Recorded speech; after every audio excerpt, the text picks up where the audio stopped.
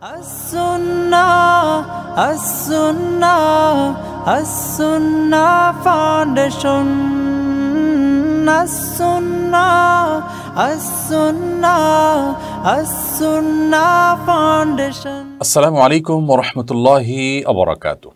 আলহামদুলিল্লাহ ওয়াসসালাতু ওয়াসসালামু আলা রাসূলিল্লাহ ওয়া বা'দ। সুপ্রিয় দর্শক শ্রোতা ভাই বোন, দেশ কিংবা প্রবাস যে যেখান থেকে আমাদেরকে দেখছেন, আপনাদের সকলকে সাদর আমন্ত্রণ জানাচ্ছি আস-সুন্নাহ ফাউন্ডেশনের স্টুডিও থেকে। আপনারা দেখছেন আস-সুন্নাহ ফাউন্ডেশন আয়োজিত সাপ্তাহিক প্রশ্নোত্তরমূলক অনুষ্ঠান সরাসরি সমাধানের ১৯৬তম পর্ব। আজকের এই রেকর্ডেড পর্বে আপনাদের নির্বাচিত প্রশ্নের উত্তর দেওয়ার চেষ্টা করব ইনশাআল্লাহ তাআলা। আপনার যে কোনো জীবন ঘনিষ্ঠ জিজ্ঞাসা মন্তব্যের ঘরে বাংলা লিখুন, আমরা ইনশাআল্লাহ বিদিনিল্লাহ আপনার প্রশ্নের উত্তর দেওয়ার আপ্রাণ চেষ্টা অব্যাহত রাখব। আপনার এই অনুষ্ঠানটি একযোগে আমাদের verified Facebook page, As Sunnah foundation verified Facebook page এবং আমাদের ইউটিউব চ্যানেল সহ অন্যান্য পেজ এবং চ্যানেলসমূহে দেখতে পাচ্ছেন। যে কোনো জায়গায় মন্তব্য করলে ইনশাআল্লাহ বিদিনিল্লাহ আমরা সেখান থেকে আপনাদের উত্তরগুলো কালেক্ট করে উত্তর দেওয়ার চেষ্টা করব। সেই সাথে আস-সুন্নাহ ফাউন্ডেশনের কোনো আপডেট থাকলে সাধারণত লাইভের শুরুতে আমরা সেটি দিয়ে থাকি। আজকে দেওয়ার মতো আপডেট হলো যে আমাদের দেশব্যাপী দরিদ্রদের মধ্যে পুষ্টির যোগান দেওয়ার জন্য গোশতের দাম বেড়ে যাওয়ার কারণে গরুর গোশত বিতরণের কার্যক্রম আলহামদুলিল্লাহ সুসমাপ্তির দিকে। 20টি জেলায় 20টি বড় গরু জবাই করে দুস্থ পরিবারের মধ্যে গোশত বিতরণ করার এই প্রকল্প আমরা হাতে নিয়েছিলাম। উদ্দেশ্য ছিল যে কিছুটা হলেও গরিবের কষ্ট লাঘব করার চেষ্টা করা মাত্র, যদিও বিশাল জনগোষ্ঠীর জন্য এর চাইতে আরও অনেক বাজেটের কার্যক্রম আমাদের হাতে নেওয়া দরকার ছিল, কিন্তু সেই সক্ষমতা আমাদের নেই। সেই সাথে আস-সুন্নাহ ফাউন্ডেশন মসজিদ কমপ্লেক্স এর নির্মাণ কাজও ইনশাআল্লাহ বিদিনিল্লাহ শুরু হওয়ার জন্য অপেক্ষমান। আপনারা সবাই সাধ্য অনুযায়ী এই সাদকা জারিয়ামূলক প্রজেক্টে শরীক থাকার চেষ্টা করবেন। আল্লাহ তাআলা আমাদেরকে তৌফিক দান করুন। চলুন তাহলে আমরা প্রশ্নোত্তর যে আমাদের মূল পর্ব সেখানে আমরা প্রবেশ করি। ইতিমধ্যে যে সমস্ত প্রশ্ন আমার এখানে এসেছে আমি দেখতে পাচ্ছি, মফিজুল ইসলাম আপনি লিখেছেন, জন্মহার কমে যাওয়ার কারণে একটি দেশের শিক্ষার্থীদের থেকে অর্থের বিনিময়ে শুক্রাণু সংগ্রহ করা হচ্ছে। এজন্য গড়ে তোলা হয়েছে শুক্রাণু ব্যাংক। শুক্রাণু দান বা ক্রয় বিক্রয় করা সম্পর্কে শরীয়ত কি বলে?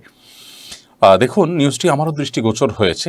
আমি যদি ভুল না করে থাকি তাহলে চায়নায় এই ঘটনা ঘটেছে যে শুক্রাণু কিনতে হচ্ছে, এবং এটির অন্যতম কারণ মানে কেন শুক্রাণু কেনার পর্যায়ে যেতে হলো, এর অন্যতম কারণ হিসাবে তারা যে সমস্ত বিষয়গুলোকে উল্লেখ করেছে তার মধ্যে থেকে একটি হলো যে মেয়েদের অতিমাত্রায় আপনার কর্মমুখী হয়ে যাওয়া, সংসার বা ঘরমুখী না হয়ে অতিমাত্রায় তারা বাইরে চলে যাওয়া, এবং উচ্চশিক্ষা এবং কর্মমুখী হওয়াটা মেয়েদের জন্য দোষের নয়, কিন্তু এটা যখন অতিমাত্রা হয়ে যায় তখন সমাজের আল্লাহ রাব্বুল আলামিন সৃষ্টির যে সাধারণ প্রক্রিয়া সেটা কিন্তু ব্যাহত হয়, এবং সেটি ব্যাহত হওয়ার ফলশ্রুতিতে নানা রকমের ব্যত্যয় সৃষ্টি হয়। এটি তারই অংশ। আরেকটি গুরুত্বপূর্ণ বিষয় হলো, বিবাহ বহির্ভূত সম্পর্ক যখন কোনো সমাজে খুব স্বাভাবিক বিষয়ে পরিণত হয়, সেখানে সন্তান জন্ম দান করার গুরুত্ব আর থাকে না, এবং সন্তান নেওয়াটা বরং খুব ঝামেলার বিষয়। সন্তান তো পরের কথা, বিয়ে করাটাই ঝামেলার বিষয় হয়, কারণ মিউচুয়াল আন্ডারস্ট্যান্ডিংয়ের মাধ্যমে তাদের যে সাধারণ জৈবিক চাহিদা আছে সেটা পূরণ করতে পারে তারা। এই সমস্ত কারণে জন্মের হারও কিন্তু এই সমস্ত দেশে, চায়নার মতো দেশে এত মানুষ, তারপরে জন্মের হার কিন্তু সেখানে বাড়াবার চেষ্টা সরকার করে যাচ্ছে, কিন্তু কোনোভাবে সেটাকে স্বাভাবিক প্রক্রিয়ায় স্বাভাবিক পর্যায়ে আনতে পারছে না। ইতালি সহ আরও বিভিন্ন দেশের নিউজ আমরা জানি। উন্নত পৃথিবীর বহু দেশ আছে যে দেশে জন্মের হার এত পরিমাণ কমে গেছে যে তারা জন্মের হারকে স্বাভাবিক করবার জন্য বিভিন্ন রকম প্রণোদনা দিয়েও জন্মের হার স্বাভাবিক করতে পারছে না। এর অন্যতম প্রধান কারণ হলো, বিবাহ বহির্ভূত সম্পর্ককে যখন স্বাভাবিক করা হয় কোনো সমাজে, তখন সেখানে বিবাহ এবং সন্তান ধারণ করার প্রয়োজনীয়তা বা প্রবণতা মানুষের কাছ থেকে হারিয়ে যায়, এবং সেটাকে ফিরিয়ে আনা অত্যন্ত কঠিন হয়ে যায়। এই জন্যই কিন্তু ইসলাম জেনার শাস্তিকে অত্যন্ত কঠোর হিসেবে রেখেছে। যাই হোক, মূল প্রশ্নের উত্তরে আসি যে শুক্রাণু বা ডিম্বাণু এগুলো দান বা ক্রয় বিক্রয় করা শরীয়ত কি বলে? এগুলো দান বা ক্রয় বিক্রয় করা জায়েজ নাই, কারণ নবী করিম সাল্লাল্লাহু আলাইহি সাল্লাম বলেছেন যে কেউ যেন তার পানি অন্য কারোর খেতে সেঞ্চন না করে। এখানে নবী সাল্লাল্লাহু আলাইহি সাল্লাম যে ভাষা ব্যবহার করেছেন আমি হুবহু সেটার অনুবাদ করেছি মাত্র। লা ইয়াসকি আহাদুকুম মাআহু যারআ গায়রি, এ হলো হাদিসের ভাষ্য। তো নবী সাল্লাল্লাহু আলাইহি সাল্লাম এখানে বীর্য বা আপনার শুক্রাণু ডিম্বাণু এই শব্দগুলোর ব্যবহার করতে পারতেন, আরবিতে সেগুলো আছে, কিন্তু সেই শব্দ ব্যবহার না করে তিনি যে শব্দ ব্যবহার করেছেন সেখান থেকে বিষয়টাকে একটু ব্যাপকতা আনার চেষ্টা হয়তো তিনি করেছেন। আর তার মধ্য দিয়ে এখান থেকে বোঝা যায় যে কারোর শুক্রাণু বা ডিম্বাণু অন্য কারোর মধ্যে ধারণ করা এটা জায়েজ নয়। অতএব এটিকে ক্রয় বিক্রয় বা এটাকে দান যেভাবেই বলি না কেন সেটা কোনো অবস্থাতেই কিন্তু শরিয়া অ্যালাউ করে না। শামীমা মুমিন আপনি লিখেছেন, অজু করে বাচ্চাকে বেস্ট ফিডিং করালে কি অজু ভেঙে যাবে? অজু করে যদি আপনি বাচ্চাকে বেস্ট ফিডিং করান তাহলে তাতে অজু ভঙ্গ হবে না, কারণ অজু ভঙ্গের কারণগুলোর ভিতরে এটি একটি কারণ নয়। কারণ দুধ এটা কোনো অপবিত্র বস্তু না। শরীর থেকে যদি দুধ নির্গত হয় বা সেটাকে নির্গমন করানো হয় তো এর ফলশ্রুতিতে কোনো নাপাক বা অপবিত্র বস্তু বের হয়নি। আর অজু যাওয়া মানে হলো পবিত্রতা চলে যাওয়া। অতএব পবিত্রতা চলে যাওয়ার মতো কোনো কাজ যেহেতু ঘটেনি, বিধায় বেস্ট ফিডিং করানোর কারণে অজু ভঙ্গ হবে না। জীবনেসা তমা আপনি লিখেছেন, হাউজিংয়ের ফলের গাছ থেকে ফল ছিঁড়ে খেলে কি গুনাহ হবে? ফল খাওয়ার ব্যাপারে কোনো নিষেধাজ্ঞা দেওয়া হয়নি, আর ফলগুলো ঝরে নিচে পড়ে থাকে। হাউজিংয়ের ফলের যে গাছগুলো আছে সেগুলো যদি আপনি ছিঁড়ে আপনার খান, নিজে পেড়ে খান, তাহলে সেটা জায়েজ হবে তখন যখন এটা সবার জন্য উন্মুক্ত থাকবে। কর্তৃপক্ষ সেটার কোনো সংরক্ষণ করে না, সবার জন্য উন্মুক্ত, যে কেউ পেড়ে খেতে পারে। এটা পরিস্থিতি দেখলেই বোঝা যায় যে এটাকে সংরক্ষণ করবার কোনো চেষ্টা বা ইচ্ছা আদৌ আছে কিনা। যদি সংরক্ষণ করার কোনো চেষ্টা থাকে, এটা কর্তৃপক্ষ পেড়ে বিক্রি করে থাকেন অথবা নির্দিষ্ট ব্যক্তিদের মধ্যে বন্টন করেন, অথবা এটার একটা রক্ষণাবেক্ষণ এবং এটার তদারকির সিস্টেম আছে যাতে ফলগুলো যে কেউ পেড়ে খেতে না পারে, তো এরকম যদি হয় তাহলে সেক্ষেত্রে সেটি পেড়ে খাওয়া জায়েজ হবে না যার তার জন্য। যারা সেখানে বসবাস করেন যদি তাদের জন্য পারমিটেড থাকে তাহলে শুধু তারাই করতে পারবেন। এটা নির্ভর করে যে এই গাছ যে জায়গায় আছে সেই জায়গার মালিকানা কাদের এবং এক্ষেত্রে তাদের দৃষ্টিভঙ্গিটা কি তার উপর। এরপর শামসুন নাহার বোন আপনি আমাদের ইউটিউব চ্যানেলে প্রশ্ন করেছেন, 10 ও 11 তারিখ মিনায় না রেখে আজিজিয়া হোটেলে রেখে মুয়াল্লিমরা আমাদের জামারায় পাথর মারতে নিয়ে যায়। শুধু 8 তারিখ মিনাতে রেখেছিল। দেশে এসে শুনলাম মিনা 3 দিন থাকা নাকি ওয়াজিব এবং আমাকে দম দিতে হবে, আবার কেউ বলে দিতে হবে না, কোনটি সত্য? বোন শামসুন নাহার, মিনায় আইয়ামে তাশরিকের রাতগুলো যাপন করা এটা হানাফি মাযহাব অনুযায়ী সুন্নাহ, আর অন্যান্য উলামা ইকরামের মতে, অন্যান্য ইমামদের মতে এটি ওয়াজিব। যেহেতু ইমামদের মধ্যে মতপার্থক্য আছে, নবী করিম সাল্লাল্লাহু আলাইহি ওয়াসাল্লাম মিনায় এই রাতগুলো যাপন করেছেন, আমাদের উচিত এবং কর্তব্য হলো মতপার্থক্য থাকলেও ইমামদের কেউই আপনাকে মক্কা থাকতে উৎসাহিত করেননি, তার মানে আমাদের মিনায় থাকা উচিত এবং কর্তব্য। এখন প্রশ্ন হলো দম আসবে কিনা। যদি আপনি হানাফি থট ফলো করে থাকেন তাহলে হানাফি থটের আলোকে দম আসবে না, কিন্তু অন্যান্য ওলামাদের মতে দম এসে যাবে, কারণ আপনি ওয়াজিব তরক করেছেন। মিনা রাত্রি যাপনকে তারা ওয়াজিব বলেন। নবী করিম সাল্লাল্লাহু আলাইহি ওয়াসাল্লাম মিনা রাত্রি যাপন করেছেন এবং সাহাবায়ে কেরাম মিনা রাত্রি যাপন করেছেন। আমাদের হাজী সাহেবরা যারা যেয়ে থাকেন দেশ থেকে, তাদের বড় একটা অংশ মক্কায় থাকেন, কারণ মিনা রাত্রি যাপন করাটা একটু কষ্টের। এত কষ্ট করে এত অর্থ ব্যয় করে হজ করতে যাওয়ার পর যদি আমরা মক্কার হোটেলে এসে আয়েশ করি তাহলে সেটা অবশ্যই দুঃখজনক বিষয়। আমাদের উচিত হবে মিনা রাত্রি যাপনের পরে আরও আন্তরিক হওয়া এবং সচেষ্ট হওয়া। তবে দমের বিষয়টি যেটি বললাম যে আপনি যদি হানাফি থট ফলো করে থাকেন তাহলে সেক্ষেত্রে আপনার দম আসবে না। আলী আসগর আপনি লিখেছেন, ছোট থাকতে কোনো এক কারণে আমাকে একজন হিন্দু মহিলার দুধ খাওয়ানো হয়েছিল, আমার এই হিন্দু দুধমাতার প্রতি কোনো কর্তব্য আছে কিনা? দুধমাতার প্রতি আলাদা কোনো কর্তব্য নেই, তবে হিন্দু ভদ্র মহিলার তার সন্তানরা যদি কেউ মুসলমান হয়, তার সাথে যদি আপনার বিবাহের কোনো প্রসঙ্গ আসে তাহলে সেটি আপনি অবশ্যই এড়াতে হবে, কারণ দুধের সম্পর্ক এটা রক্তের সম্পর্কের মতো বিবাহের বিধান এর ক্ষেত্রে। এছাড়া আপনার মার জন্য আপনার সম্পদে, পরিত্যক্ত সম্পদে যেরকম শরীয়ত হিস্সা রেখেছে, ভাগ রেখেছে, এই ভদ্রমহিলা যিনি আপনাকে দুধ পান করিয়েছেন, হিন্দু ভদ্রমহিলা, হিন্দু হন আর মুসলমান হন যিনি হন না কেন, তার জন্য এরকম কোনো হিস্সা কিন্তু নির্ধারিত নেই। অর্থাৎ তিনি আপনার আপন মায়ের মতোই সকল কর্তব্য তার প্রতি আপনার পালন করতে হবে, এটা সেরকম না। তবে তিনি আপনাকে দুধ পান করিয়েছেন, এটুকুর কারণে কিছুটা আপনি তার প্রতি তো দায়বদ্ধ আছেনই, সেই জায়গা থেকে আপনি চেষ্টা করবেন তার প্রতি সদাচরণ করার, খোঁজ খবর নেন, জাস্ট এটুকু। এর বাইরে আলাদা করে তার ভরণ পোষণ ইত্যাদি যে দায়িত্ব আপনার উপর আছে, ব্যাপারটা সেরকম না। শাহ আলম লিখেছেন, আমেরিকায় আবারও মানব দেহে শূকরের হৃৎপিণ্ড প্রতিস্থাপন করা হলো। এর আগে একজনের শরীরে স্থাপন করা হয়েছিল, তিনি 2 মাস পরে মারা যান। মানুষের শরীরে শূকরের হৃৎপিণ্ড স্থাপন এই ধরনের বিষয় মানব সভ্যতার উৎকর্ষের প্রমাণ নাকি অপকর্ষ? ভাই শাহ আলম, খুবই চমৎকার একটি প্রশ্ন আপনি করেছেন। দেখুন, কিয়ামতের আগে পৃথিবীতে অনেক কিছু হবে যেগুলো রীতিমতো ঈমান এর ব্যাপারে আমাদেরকে সন্দিহান করে তুলতে পারে বা বিভ্রান্তিতে ফেলে দিতে পারে, এমনটি কিন্তু নবী সাল্লাল্লাহু আলাইহি ওয়াসাল্লাম জানিয়েছেন। আজকাল জ্ঞান বিজ্ঞানের উন্নতির এই সময়ে পৃথিবীতে অনেক কিছুই মানুষ করতে পারছে, মানুষের হাতের নাগালে অনেক কিছুই আছে যা দেখে মানুষ মনে করে যে আবার আখেরাত, আল্লাহ সৃষ্টিকর্তার কি মানুষই তো সব কিছু পারে, বা আদৌ পৃথিবী ধ্বংস হবে কিনা, মানুষ তো পারে না এমন কিছু নেই বললে চলে, এমন একটা ভাব মানুষের মধ্যে চলে আসছে এবং আসাটা স্বাভাবিক। নবী সাল্লাল্লাহু আলাইহি ওয়াসাল্লাম অনেক আগে থেকে কিন্তু সতর্ক করেছেন। তো এই বিষয়ে একজন মুসলিম হিসেবে আমার দৃষ্টিভঙ্গি হবে যে মানুষ পৃথিবীতে যত আবিষ্কারই করুক না কেন, আল্লাহ রাব্বুল আলামিনের কাছে আমাদের সবাইকে ফিরে যেতে হবে এবং এই সমস্ত আবিষ্কারই আল্লাহর দেওয়া বিবেক বুদ্ধি খরচ করেই মানুষ করেছে, অর্থাৎ এটা আল্লাহ তাআলার দান, এটা আল্লাহর সৃষ্টির আবিষ্কার। তাহলে আল্লাহ রাব্বুল আলামিন কত ক্ষমতাবান হতে পারেন সেটা বলাই বাহুল্য।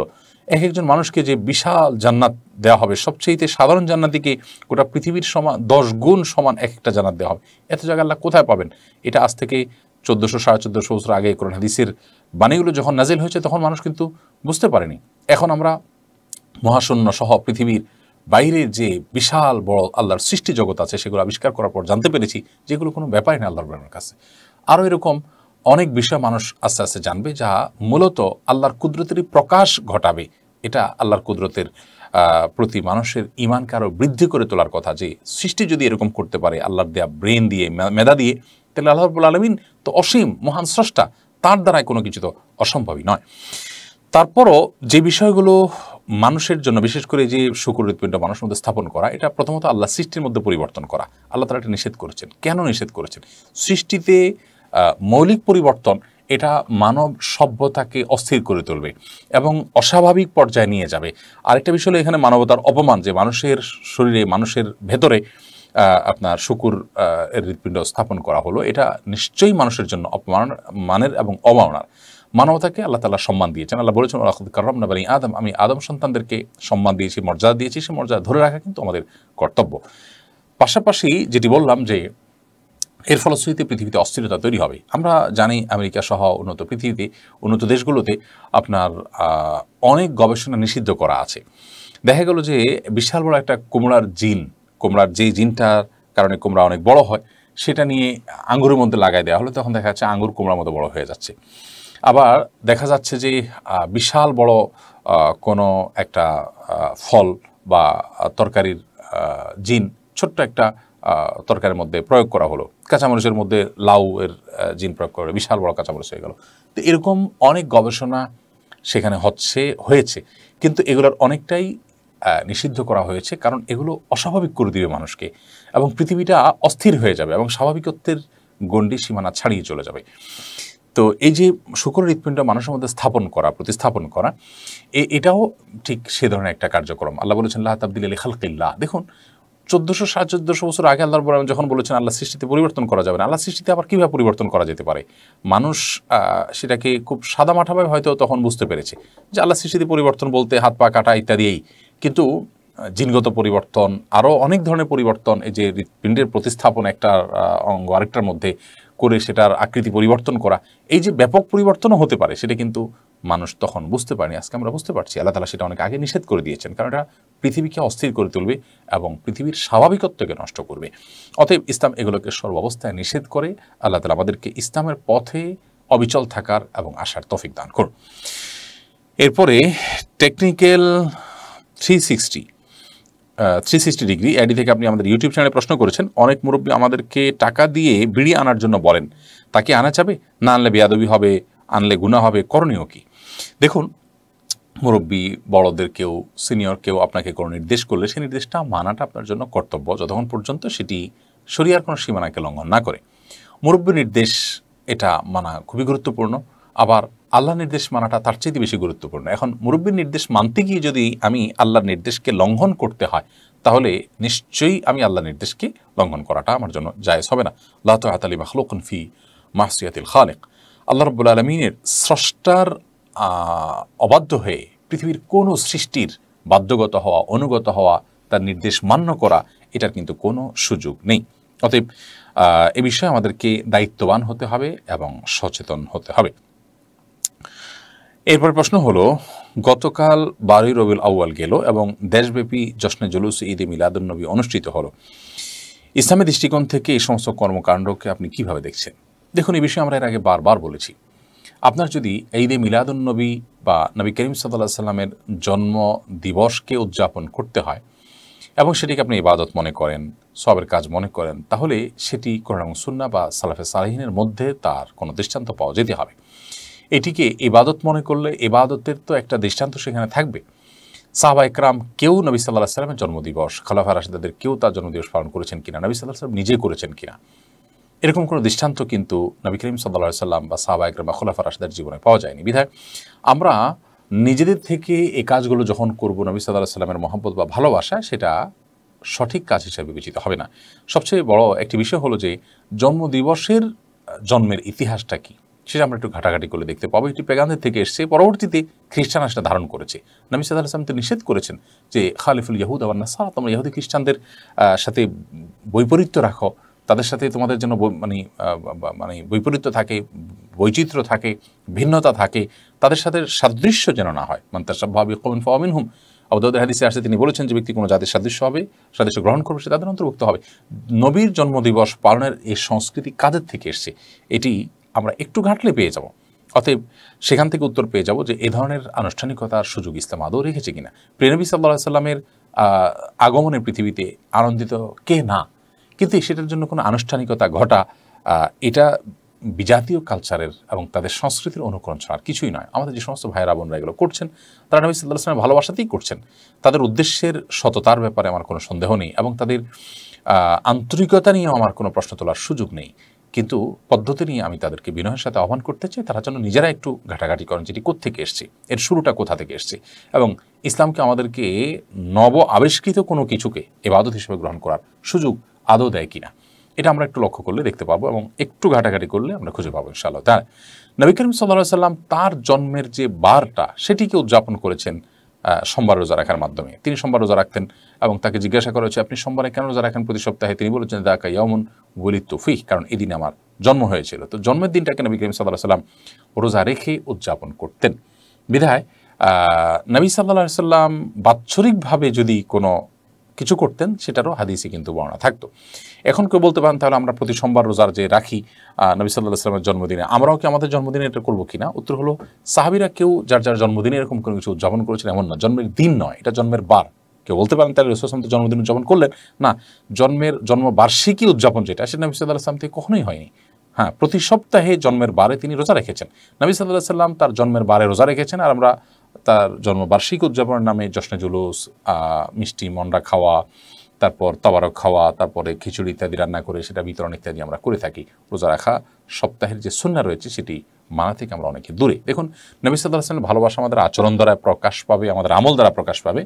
আমরা তার অনুকরণে কতটা সচেষ্ট সেটাই প্রমাণ করবে যে আমরা তার অনুসারী কিনা। আমাদের অনেক ভাই বোন আছেন যারা নবী সাল্লাল্লাহু আলাইহি ওয়াসাল্লামের ভালোবাসার দাবিদার, তার আশেকের দাবিদার, অথচ তারা প্রতিপক্ষকে গালিগালাজ করেন। আমার নবী সাল্লাল্লাহু আলাইহি ওয়াসাল্লাম কখনো কাউকে গালিগালাজ করেছেন?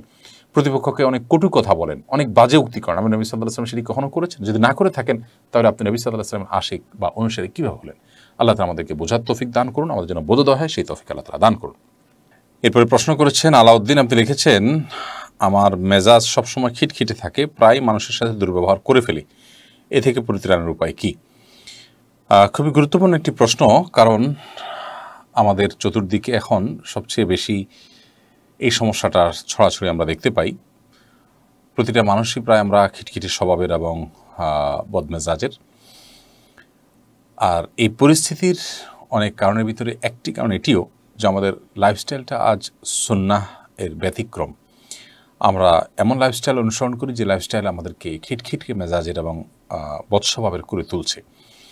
গভীর রাত পর্যন্ত জেগে থাকা, সময় মতো না ঘুমানো, সুন্নাহকে ফলো না করা, বিভিন্ন ডিভাইসে আক্রান্ত হওয়া, অতিরিক্ত দুনিয়ামুখী হয়ে যাওয়া, আখিরাতকে ভুলে বসে থাকা, এসব বিষয়গুলো কিন্তু কম বেশি দায়ী আমাদের খিটখিটে স্বভাবের বা বদমেজাজের হয়ে যাওয়ার জন্য। কোরআনে কারিমে আল্লাহ রাব্বুল আলামিন ভালো মানুষদের, মুত্তাকি মানুষদের প্রশংসা করতে গিয়ে, তাদের গুণকীর্তন করতে গিয়ে, ভালো মানুষদের পুরস্কারের কথা বলতে গিয়ে বিভিন্ন জায়গায় আল্লাহ রাব্বুল আলামিন নিজেদেরকে যারা নিয়ন্ত্রণ করতে পারে তাদের কথা তুলে এনেছেন। আল্লাহ বলেছেন, ওয়াল কাযিমিনাল গায়যা ওয়াল আফিনা আনিন নাস আল্লাহু ইউহিব্বুল মুহসিনিন। যারা ক্রোধকে সংবরণ করে সে মানুষগুলোকে আল্লাহ রাব্বুল আলামিন মুত্তাকি, পরহেজগার এবং ভালো মানুষদের কাতারে, আল্লাহর প্রিয় পাত্র এবং মুহসিনদের কাতারে শামিল করেছেন। সেজন্য একজন ঈমানদার তার রাগকে, ক্রোধকে নিয়ন্ত্রণ করার চেষ্টা তার মধ্যে থাকতে হবে। প্রিয় নবী সাল্লাল্লাহু আলাইহি ওয়াসাল্লাম তার এক সাহাবীকে যখন তিনি উপদেশ চেয়েছেন তখন তিনি উপদেশ করে বলেছিলেন, লা তাগদাব, তুমি গোসা করো না, রাগ করো না। আবারও একই উপদেশ চাওয়ার পর নবী সাল্লাল্লাহু আলাইহি সাল্লাম তাকে আবার উপদেশ চাওয়ার পর তিনি একই উপদেশ আবারও করলেন। ঠিক এভাবে 3 বার তাকে বললেন। আর নবী সাল্লাল্লাহু আলাইহি সাল্লাম এও বলেছেন, লা তাগদাব ওয়ালাকাল জান্নাত, তুমি রাগ করো না, জান্নাত তোমার হবে। তো এই জন্য আসলে নিজেকে নিয়ন্ত্রণ করার প্রয়োজনীয়তা এটা অপরিসীম। আর এই খিটখিটের স্বভাব দূর করবার জন্য কয়েকটা সুন্নাহসম্মত আমল আমরা বলতে পারি। প্রথমত, চলাফেরা সব কিছুতে সুন্নাহ লাইফস্টাইল আমাদের অনুসরণ করা উচিত।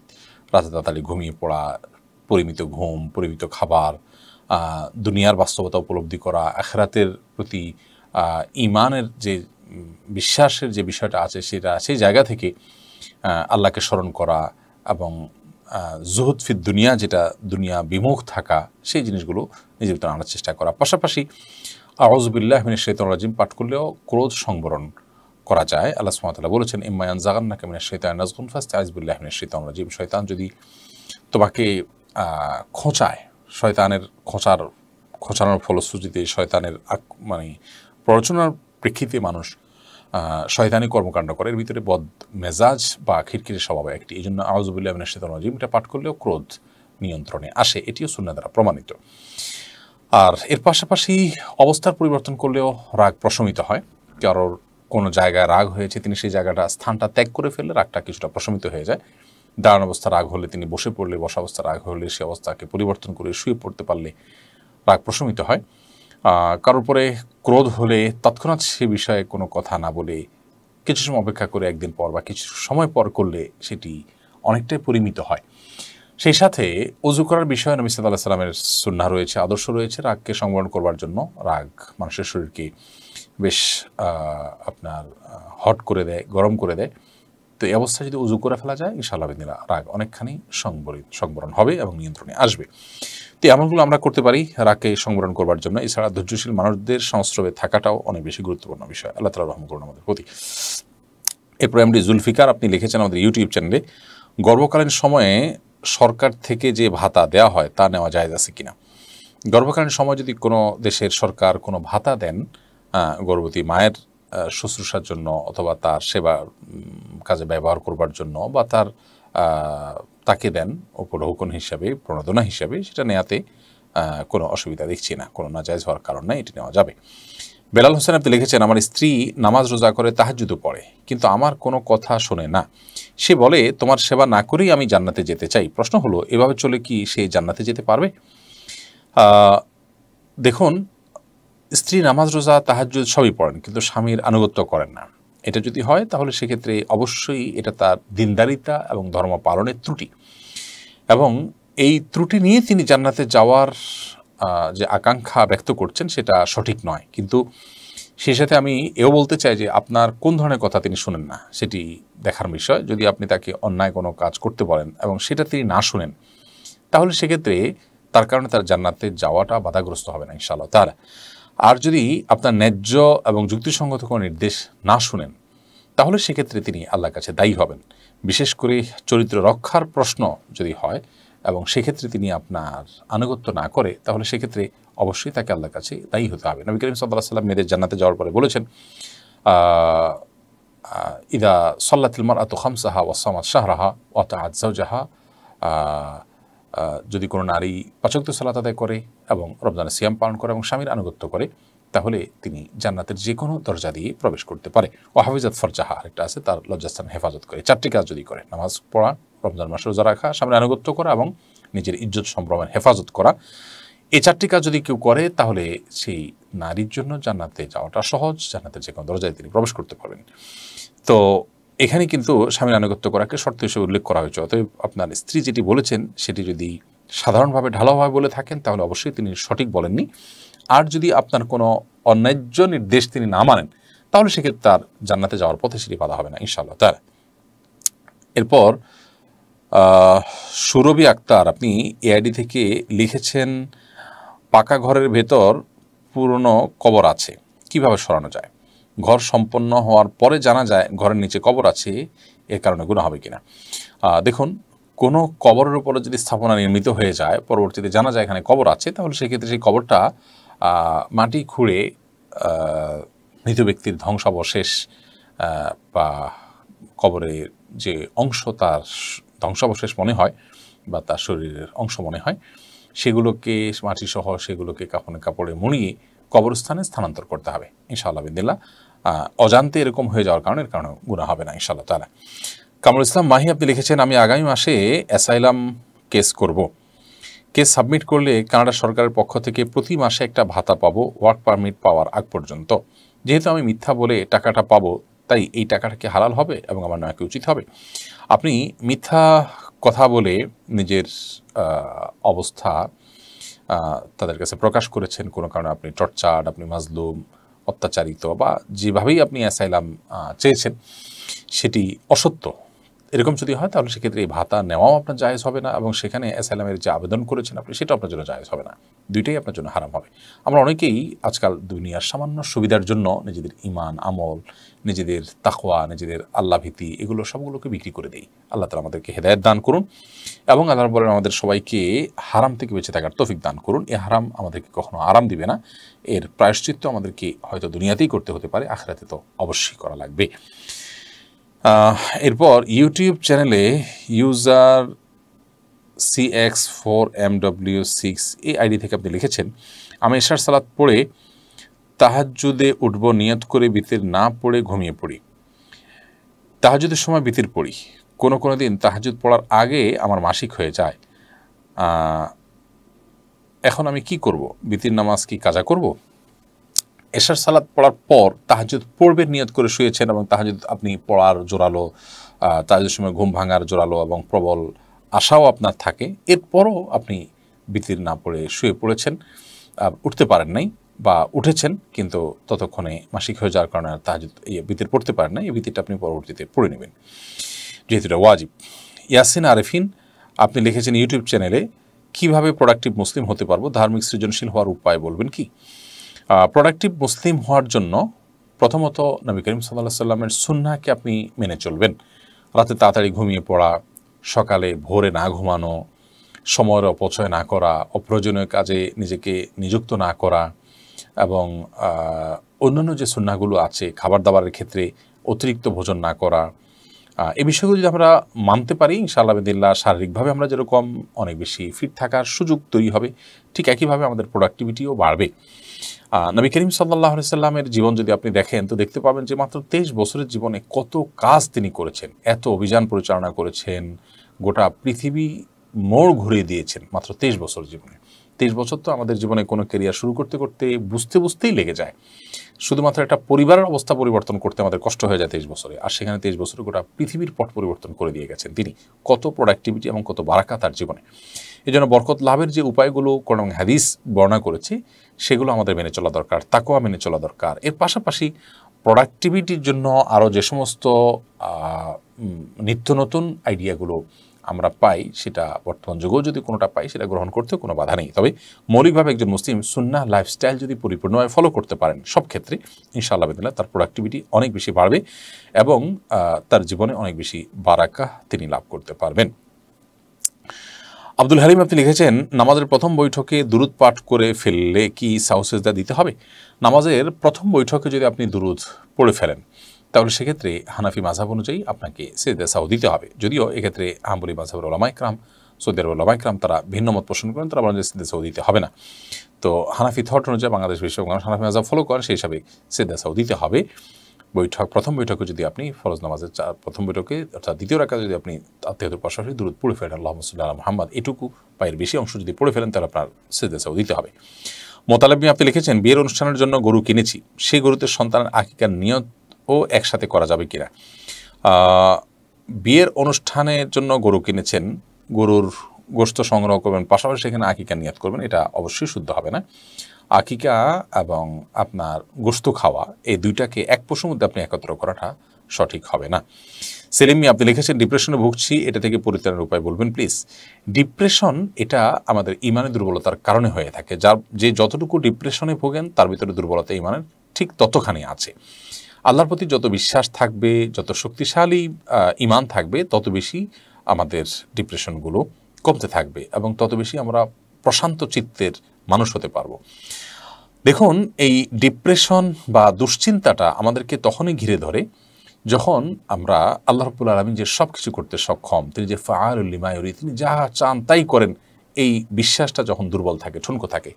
আমি যদি মনে করি কোন এলাকা আমি গেলাম, সেখানে কোনো কেউ আমার সাথে ঝামেলা তৈরি করলো, ওই এলাকার খুব প্রভাবশালী ব্যক্তিবর্গ, ঊর্ধ্বতন কর্তৃপক্ষ, আইনশৃঙ্খলা বাহিনীর সর্বোচ্চ পর্যায়ের ব্যক্তিবর্গ, তাদের সাথে আমার সুসম্পর্ক থাকে, যোগাযোগ থাকে, সেখানে কেউ যদি আমার সাথে ঝামেলা তৈরি করে, তো নিশ্চয়ই আমার দুশ্চিন্তার কোনো কারণ হবে না। কারণ আমি জানি যে এখানকার সব সিনিয়র এবং প্রভাবশালী ব্যক্তিবর্গ, তাদের সাথে আমার সুসম্পর্ক আছে, ফোন দিলে আমি তাদেরকে পাবো, তাদের সহায়তা পাবো।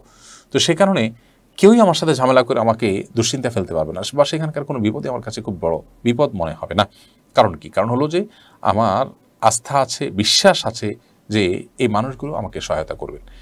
তো ঠিক একইভাবে একজন ইমানদার যখন জানেন যে আল্লাহ রাব্বুল আলামিন তার অভিভাবক, আল্লাহ সুবহানাহু ওয়া তাআলা সব দেখছেন, আল্লাহ তাআলা সব কিছু করতে সক্ষম, আল্লাহর কাছে আবেদন করা যায়, তিনি দোয়া শর্ত অনুযায়ী করতে পারলে দোয়া কবুল করেন, তাহলে সেক্ষেত্রে একজন ইমানদার ডিপ্রেসড হওয়ার কোনো সুযোগ নেই।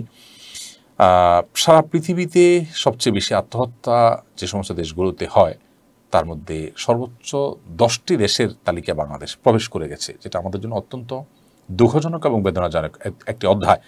যে বাংলাদেশের মানুষ, তাদের মধ্যে আত্মহত্যার প্রবণতা এত বেড়েছে যে শুধুমাত্র বিশ্ববিদ্যালয়ের শিক্ষার্থীদের মধ্যে এক বছরে শতাধিক আত্মহত্যার ঘটনা বাংলাদেশে ঘটেছে।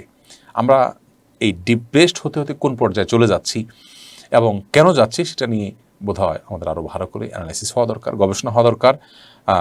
আমরা আমাদের ক্ষুদ্র জ্ঞানে বলছি যে কোরআন এবং হাদিসের আনুগত্য থেকে, আল্লাহ তাআলা রাসূল সাল্লাল্লাহু আলাইহি ওয়াসাল্লামের আনুগত্য থেকে দূরে সরার কারণেই আমরা ডিপ্রেসড হচ্ছি এবং দুশ্চিন্তাগ্রস্ত হচ্ছি। ইমানদার তাকে ডিপ্রেশন কখনো পেতে পারে না।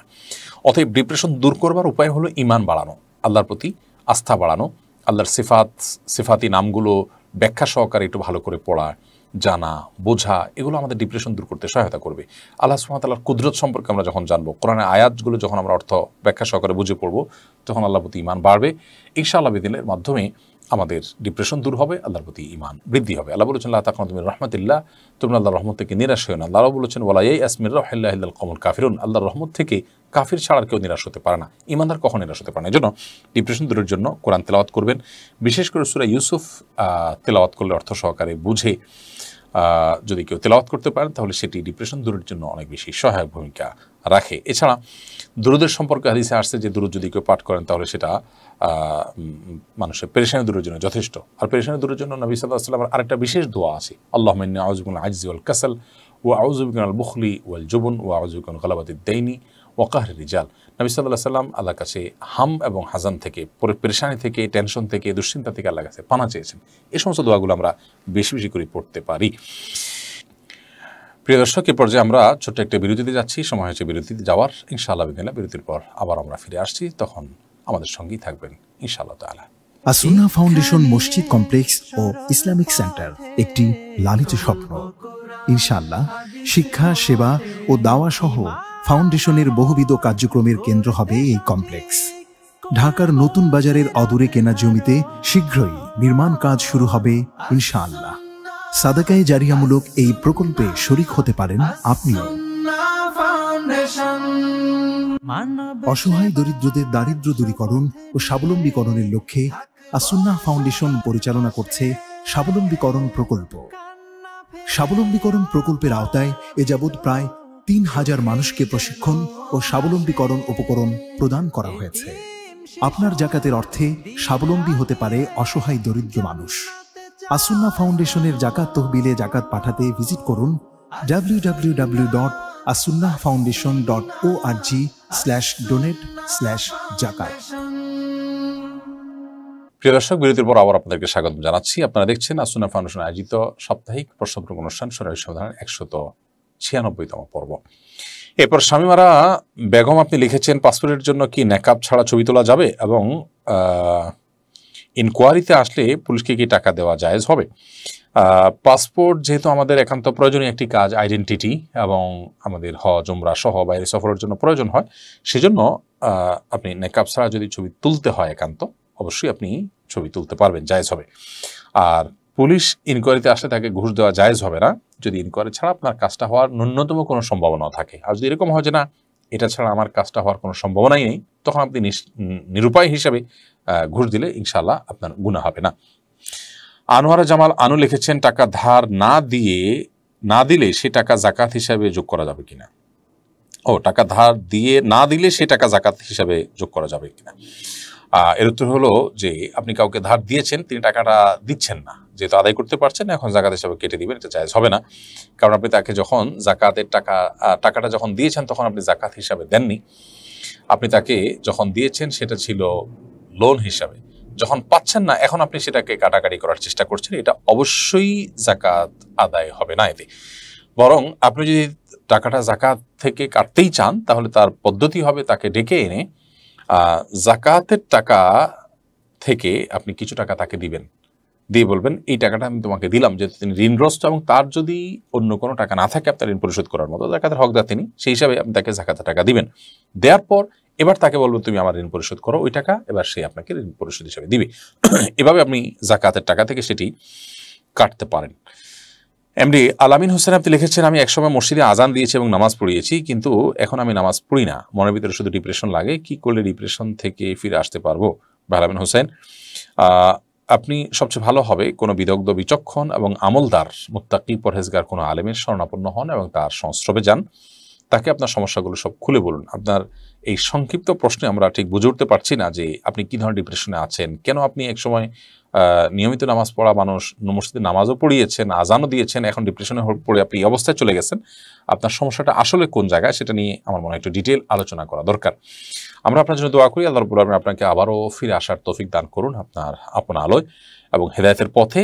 এবং মনে রাখা উচিত যে কোনো ডিপ্রেশন, কোনো দুশ্চিন্তা আমাকে ভালো কাজ থেকে দূরে সরানোর মানে হলো আমার যোগ বিয়োগে কোনো এক জায়গায় ভুল হচ্ছে। কারণ একজন ঈমানদার তিনি দুনিয়ার কোনো অপ্রাপ্তির কারণে নিজের পায়ে নিজে কুঠার আঘাত করতে পারেন না এবং বুদ্ধিমান এটা করতে পারেন না। অতএব আমি আপনাকে পরামর্শ দিব যে আপনি কোনো বিদগ্ধ, বিচক্ষণ এবং মুত্তাকি, পরহেজগার, আমলি কোনো আহলে ইলম, আলেমের শরণাপন্ন হয়ে তার সামনে আপনি খুলে সমস্ত কথাগুলো বলুন এবং তার সাহায্য নিন। এমনি ইসমাইল আপনি লিখেছেন, আমার আব্বুকে নামাজের কথা বললে কষ্ট পায়, এতে কি আমার গুনাহ হবে? নামাজের কথা আপনি কিভাবে বলেন আমি ঠিক জানি না যে আপনার বাবা কষ্ট পান। যদি আপনার বলার মধ্যে ত্রুটি থাকে তাহলে তো অবশ্যই গুনাহ হবে। নামাজের কথা ভালো কথা, এই যুক্তিতে আপনি সেটা যেভাবে ইচ্ছে সেভাবে বলতে পারেন না, ভালো কথা বলার পদ্ধতিটাও সুন্দর এবং ভালো হতে হবে। তিনি নামাজ না পড়লে আপনি তাকে বোঝাবেন, বিনয়ের সাথে বলবেন। এরপরও তিনি যদি কষ্ট পান তাহলে তাতে আপনার কিছু আসে যায় না, এতে আপনার গুনাহ হবে না, কিন্তু আপনার বলাটা সুন্দর হতে হবে, উপস্থাপনটা সন্তান সুলভ উপস্থাপন হতে হবে। মোহাম্মদ জসিমউদ্দিন আপনি লিখেছেন, মসজিদের উপরে কি বাসা বানানো যাবে?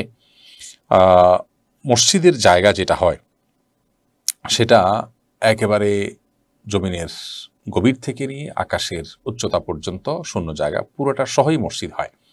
মাঝখানে কোনো জায়গা অন্য কারোর মালিকানাধীন হওয়ার কোনো সুযোগ নেই।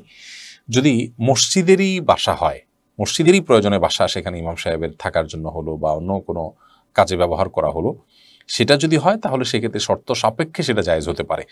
কিন্তু যদি কেউ কোনো মসজিদের উপরের ফ্লোরগুলো কিনে ফেলেন বা সেখানে নিজের বাড়ি বানান বা যিনি জমি দান করেছেন ওইটুকু তিনি আলাদা রাখেন, তাহলে এটা মসজিদের মর্যাদা পাবে না। মসজিদের মর্যাদা পেতে হলে পুরো জায়গাটা ওয়াকফ হতে হবে, আর ওয়াকফ হলে একেবারে ওই জায়গার নিচ থেকে পাতাল থেকে নিয়ে আকাশ পর্যন্ত পুরো জায়গাটাই মসজিদ হিসাবে বিবেচিত হবে।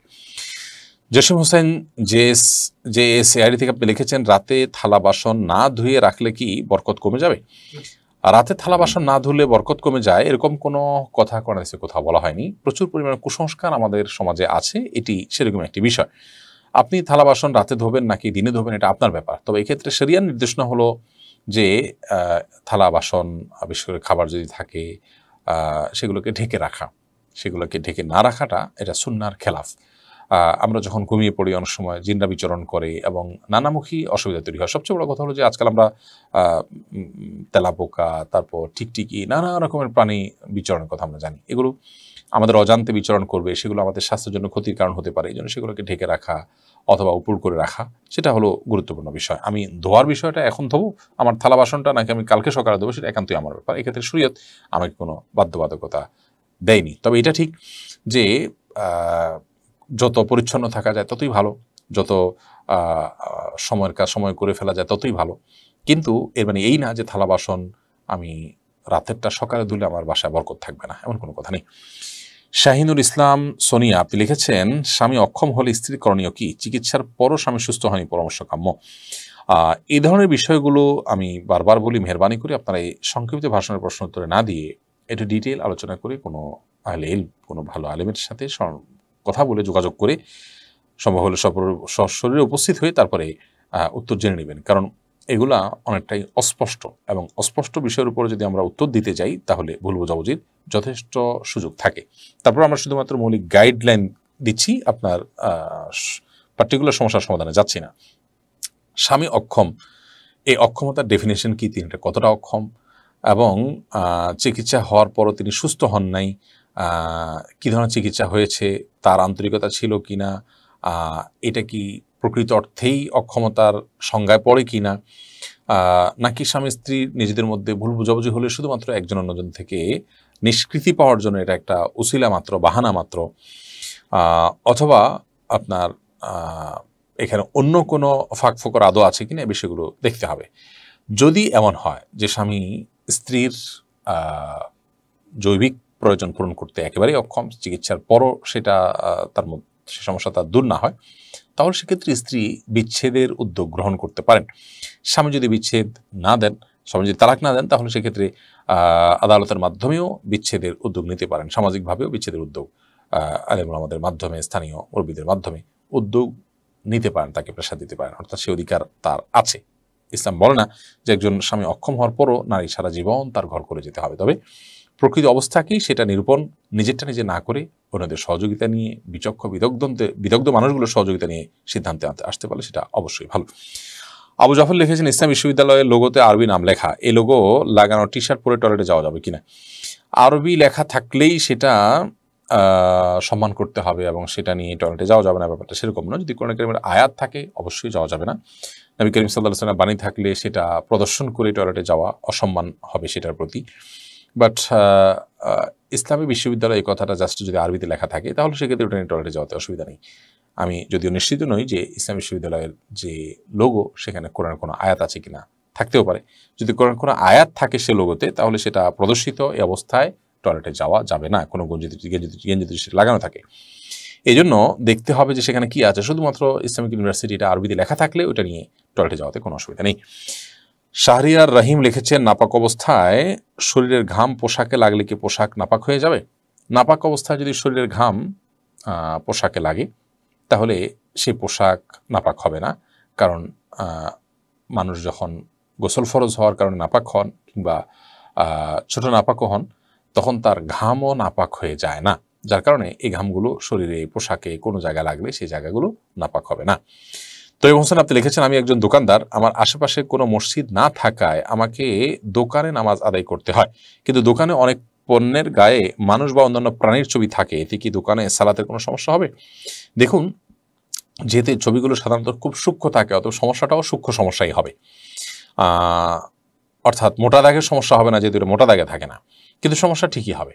আপনার জন্য উচিত হবে যে এমন কোনো জায়গায় নামাজ পড়া যেখানে কোনো ছবি, প্রাণীর ছবি নাই। কারণ যেখানে প্রাণীর ছবি থাকে সেখানে রহমতের ফেরেশতা প্রবেশ করে না। আপনি নামাজ পড়বেন, সেখানে রহমতের ফেরেশতা প্রবেশ করতে পারছে না, এটা কীভাবে কাঙ্ক্ষিত হতে পারে? তবে এটা ঠিক যে আপনার জন্য যদি এর বাইরে আর কোনো বিকল্প না থাকে, দোকানে নামাজ পড়তে হয়, আপনি ছুটি না পান বা বাইরে যাওয়ার সুযোগ না থাকে, তাহলে সেক্ষেত্রে আপনি যথাসম্ভব এরকম ছবি টবি এগুলোকে গামছা বা কোনো যদি ঢুকে নামাজ পড়ার চেষ্টা করবেন। সেটাও যদি সুযোগ না থাকে, এমন কোনো ক্ষোভ বের করে নেবেন যে এই ক্ষোভটাতে অন্তত এরকম ছবি বিশিষ্ট কিছু নেই। আজ গোটা পৃথিবী এমন জায়গায় দাঁড়িয়ে যাচ্ছে যে দিনের উপরে চলাটা পৃথিবীর সবচেয়ে কঠিন কাজগুলোর একটি। যত মালামাল আছে দোকানের, মুদি দোকানের কথা আমরা বলছি, ম্যাক্সিমাম মালামালেই কিন্তু প্রাণীর ছবি কোনো না কোনোভাবে থাকছে। অর্থাৎ আমরা ঘরবাড়িতেও আমাদের এই সমস্ত জিনিসপত্র আনতে হচ্ছে এবং কোনো না কোনোভাবে এই প্রাণীর ছবি দিয়ে আমাদের ঘরবাড়িকে ভরে দিচ্ছে এবং সেখানে দুষ্ট জিনের উপদ্রব বাড়ছে, আমাদের রহমতের ফেরেশতা সেখানে প্রবেশ করতে পারছে না, আমরা বারাকা থেকে বঞ্চিত হচ্ছি, এরকম নানাবিধ সমস্যা আমাদের হচ্ছে দৈনন্দিন জীবনে। তো এখান থেকে বেরিয়ে আসার জন্য ব্যক্তিগত প্রচেষ্টা থাকা দরকার এবং সম্মিলিত প্রচেষ্টাও থাকা দরকার। আমি ব্যক্তিগতভাবে এমন বাংলাদেশের অনেক বড় বড় নামকরা কোম্পানির কথা জানি যাদের পণ্যে এরকম কোনো প্রাণীর ছবি নেই, অথচ প্রসাধনী আইটেমের ব্যবসা তারা করেন। এরকম আইটেমের ব্যবসা করার পরও সেখানে নারীত্ব দূরের কথা কোনো প্রাণীর ছবি নেই, তারপরও তার ব্যবসা সফল হচ্ছে না, আলহামদুলিল্লাহ। তাহলে বোঝা গেল আন্তরিকতা যদি থাকে মানুষের দ্বারায়, অনেক কঠিন কাজকেও সহজ করা সম্ভব। সোহেল রানা আপনি লিখেছেন, জন্মবারে হাতের নখ চুল কাটা যাবে না, এই কথাটা কতটুকু শরীয়ত সম্মত? নিছক কি কুসংস্কার, এর কোনো ভিত্তি শরীয়তে নেই। যে বারে জন্মগ্রহণ করেছে ওই বারে চুল কাটা যাবে না, এটা কোনো ভিত্তি নেই। যে কোনো দিনই চুল বা নখ কাটা যেতে পারে। এমডি ইরফান মোহিত আপনি লিখেছেন, নামাজে ভুলবশত ওয়াজিব ছুটে গেলে নামাজের অনেক পরে সেটি জানতে পারলে কি নামাজটি পুনরায় কাজা পড়তে হবে? নামাজে ভুলবশত ওয়াজিব যদি ছুটে যায় তাহলে নামাজের অনেক পরে আপনি সেটি জানতে পারলেন, তাহলে অবশ্যই সেটিকে আপনি কাজা করবেন। কারণ হলো ওয়াজিব ছুটে গেলে সেই নামাজটা অপূর্ণ থেকে যায়, বিধায় পরবর্তীতে মনে হলে আপনি সেই নামাজটি আবার পড়ে দিবেন। আর নামাজের মধ্যেই যদি মনে হয় তাহলে তাসবিহ দিলেই আপনি দায়মুক্ত হয়ে যাবেন। বাট নামাজ শেষ করার পরে মনে হলে সেই নামাজটা আবার পড়ে দিতে হবে, অর্থাৎ ওটা কাজা করাটা ওয়াজিব থাকে তখন। আব্দুল্লাহ সোহাগ লিখেছেন, ফজরের নামাজ পড়ে আমি ঘুমিয়ে পড়ি, এতে কি আমি গুনাহগার হব? ফজরের সালাত আদায় করার পর যদি আপনি ঘুমিয়ে পড়েন তো এতে আপনার বড় কোনো গুনাহ হবে না, কারণ এতে কোনো হারাম কাজ আপনি করছেন না, কিন্তু একটা অনুত্তম কাজ করছেন। গুনাহ শব্দের অর্থ ক্ষতি, সে অর্থে ক্ষতি তো হবেই, কিন্তু ক্ষতিটা ওরকম বড় ক্ষতি, মোটা দায় ক্ষতি, কোনো কবিরা গুনাহ নয়। যদি এমন হয় যে আপনি রাতে ডিউটি করেছেন, গভীর রাতে আপনাকে ঘুমাতে হয়েছে কোনো কারণে, বাধ্য হয়ে আপনি সকালে ঘুমিয়েছেন, তাহলে সেক্ষেত্রে ইনশাআল্লাহ কোনো প্রকার গুনাহই হবে না, কারণ এটা শরীয়ত নিষিদ্ধ কোনো কাজ আপনি করেছেন, ব্যাপারটা সেরকম না। অনেক ফুকাহা একরাম এটাকে নিষেধ করেছেন, এটা স্বাস্থ্যের জন্য ক্ষতিকর। নবী সাল্লাল্লাহু আলাইহি ওয়াসাল্লাম এই টাইমে তাসবিহ তিলাওয়াত করতে পছন্দ করতেন। আল্লাহ কোরআনে কারিমে বিভিন্ন জায়গায় বলেছেন, ওয়াসাব্বিহু বুকরাতাও ওয়া আসীলা, এই জাতীয় কথা আল্লাহ তাআলা বলেছেন। সেখান থেকে বোঝা যায় যে সকাল এবং সন্ধ্যার সময়গুলো ইবাদতের সময়, জিকির আজকারের সময়, তাসবিহ তিলাওয়াতের সময়, এই সময়টা ঘুমের সময় নয়, বিধায় এগুলো থেকে আমাদের বেঁচে থাকা দরকার। এরপরে আতিকা সাফরিন এডি থেকে আপনি লিখেছেন, একজন মহিলার স্বামী মারা যাওয়ার পর আবার অন্য জায়গায় বিয়ে হয়ে গেলে সেই মহিলা কি আগের স্বামীর সম্পত্তির অংশ পাবে? কোনো নারী যদি কোনো জায়গায় বিয়ে হয়, এরপরে যদি স্বামী মারা যান তখন যদি তার স্ত্রী থাকেন, তাহলে সেক্ষেত্রে তিনি অবশ্যই সম্পত্তির ভাগ পাবেন। কিন্তু স্বামী মারা যাওয়ার আগেই যদি তিনি বিবাহ বিচ্ছেদ হয়ে অন্যত্র বিয়ে করেন, তাহলে সেক্ষেত্রে আর আগের স্বামীর সম্পত্তি থেকে কোনো ভাগ তিনি পাবেন না। তাহলে দেখতে হবে যে স্বামী মারা যাওয়ার সময় তিনি ওই স্বামীর স্ত্রী ছিলেন কিনা। যদি স্ত্রী থেকে থাকেন ওই অবস্থায়, তাহলে স্বামী মারা গেলে অবশ্যই সে স্বামীর সম্পত্তিতে স্ত্রীর ভাগ থাকবে, তবে সেটি ভ্যারি করবে। যদি সন্তান থাকে তাহলে ভাগটা একরকম হবে, আর সন্তান না থাকলে ভাগটা আরেক রকম হবে। সন্তান থাকলে কিছুটা কম পাবেন, আর সন্তান না থাকলে সেক্ষেত্রে কিছুটা বেশি পাবেন মৃত ব্যক্তির। খায়রুল ইসলাম লিটন আপনি লিখেছেন, আমার গোসল ফরজ হয়েছিল কিন্তু টের না পেয়ে আমি নামাজ পড়ে ফেলেছি, এরপর টের পেয়েছি, এখন কি করব? দেখুন, গোসল ফরজ হয়ে যাওয়ার পর আপনি টের পাননি, নামাজ পড়ে ফেলেছেন, পরে যখন আপনি নিশ্চিত হয়েছেন যে আপনার গোসল ফরজ হয়েছিল, আপনি এখন পুনরায় গোসল করে নামাজটা কাজা করবেন। এমডি ইকবাল হোসেন আপনি লিখেছেন, যারা সিগারেট খায় তাদের পিছনে নামাজ হবে কিনা? যারা ধূমপান করে নিশ্চয়ই তারা ফাসিকের কাতারে পড়ে, তারা প্রকাশ্যে গুনাহে লিপ্ত, তাদের পিছনে নামাজ পড়লে নামাজ আদায় হয়ে যাবে, কিন্তু এরকম ব্যক্তিকে ইমাম নিযুক্ত করা গুনাহের কাজ, এবং এইরকম ব্যক্তির পিছনে নামাজ পড়াটা মাকরুহ। তবে নামাজ আদায় হয়ে যাবে, মাকরুর সাথে আদায় হয়ে যাবে, অর্থাৎ ত্রুটিপূর্ণভাবে আদায় হয়ে যাবে। যদি বিকল্প কোনো ভালো লোক না থাকে এবং জামাত মিস হওয়া ছাড়া আর কোনো অপশন না থাকে, তাহলে সেক্ষেত্রে এই ব্যক্তির পিছনে নামাজ পড়লে নামাজ আদায় হয়ে যাবে, ইনশাআল্লাহ কোনো অসুবিধা হবে না। কারণ সেক্ষেত্রে এটা আপনি অনেকটা নিরুপায়। ইমাম সাহেব তার ছোটোখাটো ভুল ভ্রান্তি আছে, এই অজুহাতে আপনি জামাতে নামাজ পড়লেন না, এই সুযোগ কিন্তু নেই। প্রয়োজন আপনি অন্য কারোর পিছনে নামাজ পড়বেন, আর একটু ভালো মানুষ পেলে তার পিছনে নামাজ পড়বেন, অন্য মসজিদে যাবেন, কিন্তু আপনাকে জামাতে নামাজ পড়তে হবে। এরপর প্রশ্ন করেছেন এমডি মান্নান আপনি লিখেছেন, সংসার জীবনে স্ত্রীর সাথে ঝগড়া বিবাদ লেগেই থাকে, কি করতে পারি? দেখুন, দাম্পত্য কলহগুলো সৃষ্টি হয় সবর এবং শকর না থাকবার কারণে। এটি হলো প্রধান এবং মৌলিক কারণ। স্বামী বলুন, স্ত্রী বলুন, যার মধ্যে সমস্যা থাকুক না কেন, সমস্যা এই দুটির কোনো একটি, হয় সবর নেই আর না হলে শকর নেই। এছাড়া আরও কারণ থাকতে পারে, কিন্তু এটি মৌলিক কারণ। সবর এবং শকর ছাড়া কখনো দাম্পত্য জীবনে সুখ শান্তি পাওয়া সম্ভব নয়। স্বামী বলুন আর স্ত্রী বলুন, উভয়কেই কোনো না কোনো ক্ষেত্রে ধৈর্য ধারণ করতে হয় এবং শকর আদায় করার মানসিকতা থাকতে হয়। আপনি আপনার জীবনসঙ্গীর মধ্যে যে ত্রুটি দেখছেন, সেই ত্রুটি সত্ত্বেও আপনি ধৈর্য ধারণ করবেন, এটি আপনার কর্তব্য। আর এই ত্রুটির পাশাপাশি তার অনেক ভালো গুণ আছে, সেগুলো আপনি দেখবেন, সেটি আপনাকে সুখী করবে, সুখী দাম্পত্য জীবন উপহার দিবে। প্রিয় নবী সাল্লাল্লাহু আলাইহি সাল্লামের সহধর্মিণী উম্মুল মুমিনিন আয়েশা রাদিয়াল্লাহু তাআলা আনহা সম্পর্কে পর্যন্ত তার একটা মানবীয় দুর্বল দিকের কথা হাদিসে উঠে এসেছে, যে তার সবই ভালো ছিল, বয়স কম হওয়ার কারণে অনেক সময় আটা ইত্যাদি খামিরা করে রেখে দিতেন, সেগুলো মুরগি কিংবা ছাগল গৃহপালিত যে পশু থাকে, মানুষ পালে ঘর বাড়িতে, এরকম কোনো কিছু এসে খেয়ে ফেলতো অনেক সময়। দাওয়াজেন আসছে হাদিসের ভাষায়। তো এখন এটা একটা সমস্যা। এখন এই সমস্যার কারণে নবী করিম সাল্লাল্লাহু আলাইহি ওয়াসাল্লামের সাথে তার কখনো ঝগড়া বিবাদ হয়েছে কিনা? এর উত্তর হলো কখনো এরকম কোনো ইস্যু নবী সাল্লাল্লাহু আলাইহি ওয়াসাল্লামের সাথে তার কখনো বিবাদ, বিতণ্ডা, বর্ষা, ঝগড়া যেটাকে আমরা বলি, এর কোনোটি হয়নি। তার মানে স্ত্রী হিসেবে মানবিক দুর্বলতা কারো থাকতে পারে, স্বামী হিসাবে কারো দুর্বলতা থাকতে পারে, কারোর স্বামীর বা কারোর স্ত্রীর মধ্যে দুর্বলতার পরিমাণ বেশিও থাকতে পারে, কমও থাকতে পারে, হয়তো অন্য আরেকজন এর মধ্যে এটা নেই, কিন্তু তার মধ্যে আবার অনেক ভালো গুণ নিশ্চয়ই আছে। পৃথিবীতে এমন একটি মানুষ আল্লাহ তাআলা সৃষ্টি করেন না যার কোনো ভালো গুণ নেই। কোনো মানুষ এমন নাই যার কোনো ভালো গুণ নেই।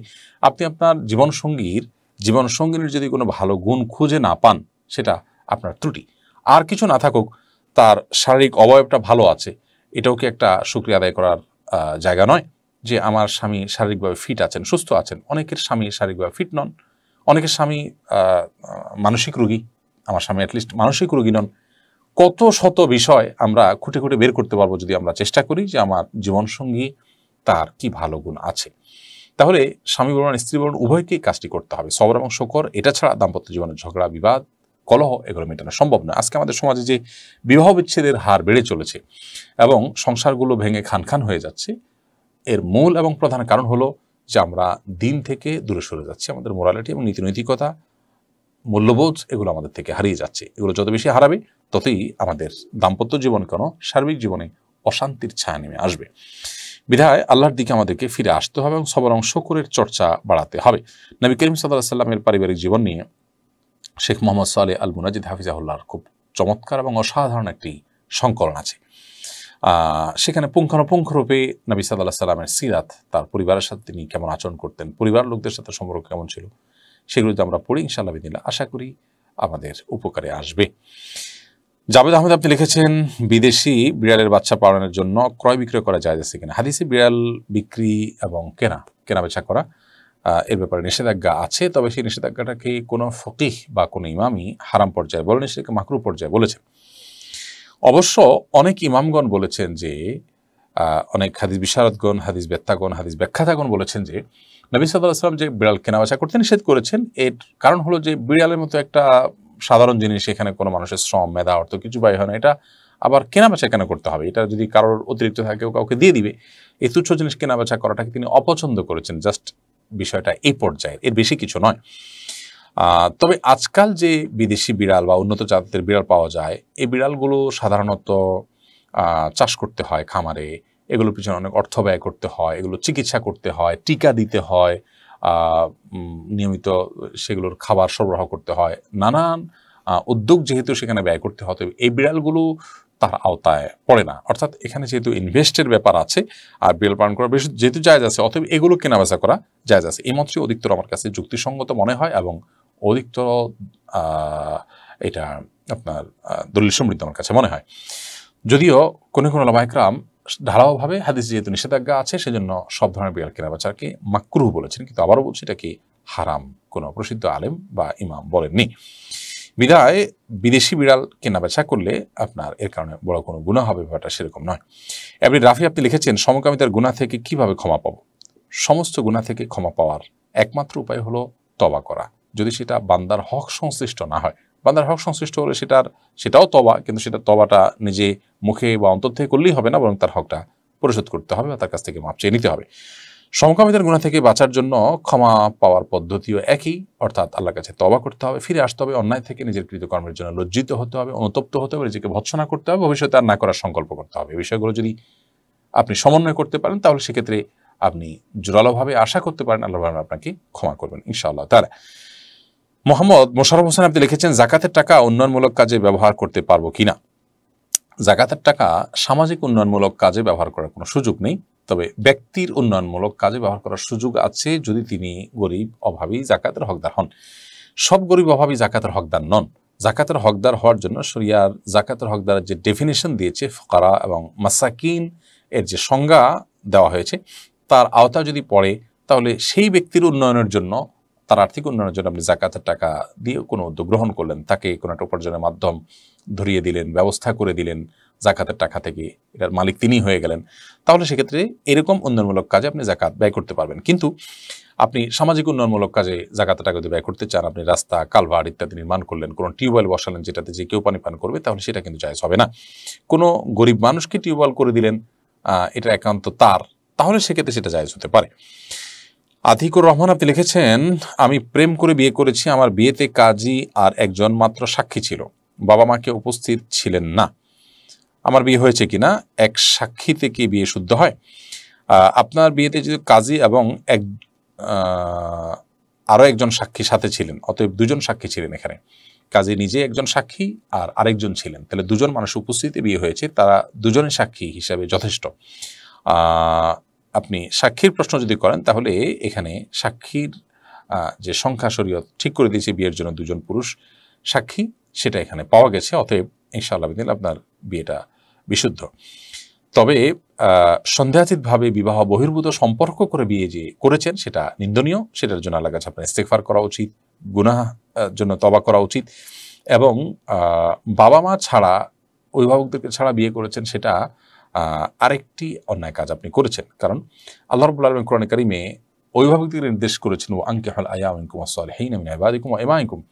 আল্লাহ অভিভাবকদের নির্দেশ করেছেন যে তোমরা তোমাদের অধীনস্থদেরকে বিয়ে দাও। তার মানে বিয়েটা অভিভাবকদের মাধ্যমে হওয়াটাই হলো কোরআনের নির্দেশ, সেটা আপনি লঙ্ঘন করেছেন।